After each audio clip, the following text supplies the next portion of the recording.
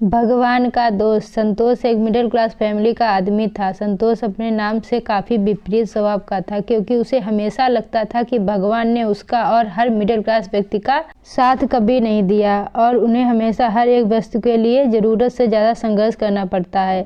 संतोष अक्सर ही पैसे वालों लोगों का ऐशो आराम और उनके पास कीमती चीज़ें देखकर विचलित हो जाया करता था और उसके मन में भगवान के खिलाफ और भावना प्रबल हो जाती थी। एक दिन संतोष अपना काम खत्म करके अपने घर की ओर जा रहा था। रास्ते में एक मंदिर आया। इस मंदिर के बाहर एक छोटा सा लड़का 8-10 साल का होगा, नंगे पैर धूप में गुब्बारे बेच रहा था। उसके हाव भाव और बॉडी लैंग्वेज से साफ पता चल रहा था कि कड़ी धूप में तपते हुए रास्ते पर उसके पैर जल रहे हैं।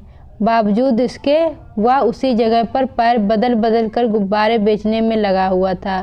संतोष को उसकी परिस्थिति के बारे में यह अंदाज़ा लगाने में कि वह 2 वक्त की रोटी कमाने के लिए इतनी ज़्यादा मेहनत कर रहा है, जरा सा भी वक्त नहीं लगा। इतनी ज़्यादा लाचारी में यह बच्चा भीख मांग रहा है, ना ही अपने पैरों को बचाने के लिए जूते चप्पल चुरा रहा है। यह सोचकर उस बच्चे के प्रति उसको आदर की भावना आई। संतोष दौड़ा दौड़ा नज़दीकी जूतों की दुकान में गया और वहां से उस बच्चे के लिए नए जूते खरीद कर उस बच्चे के पास गया और उससे नए जूते पहनने के लिए कहा। नए जूते देखकर उस मासूम बच्चे के आंखों पर और चेहरे पर एक अजब सी चमक आ गई। बच्चे ने संतोष से वह जूते लिए और उन्हें तुरंत पहन लिए और मुस्कुराते हुए संतोष को धन्यवाद कहा और साथ में उससे एक सवाल पूछा कि क्या मैं आपसे एक सवाल कर सकता हूँ? अगर आप उसका सच सच जवाब दे दें तो। हाँ हाँ पूछो, मैं ज़रूर जवाब दूंगा, संतोष ने कहा।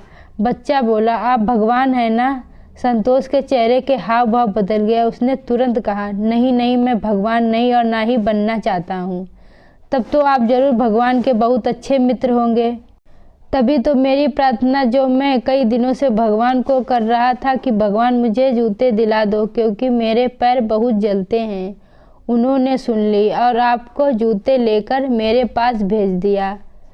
मासूम बच्चे की यह बात सुनकर संतोष का मन गहरे विचार में डूब गया। उसने सोचा, सच ही तो है। मेरे मन में अचानक इस बच्चे की मदद करने का विचार अपने आप तो आया नहीं होगा। शायद भगवान ने ही इस बच्चे की मदद करने के लिए मेरे दिमाग में यह विचार डाला।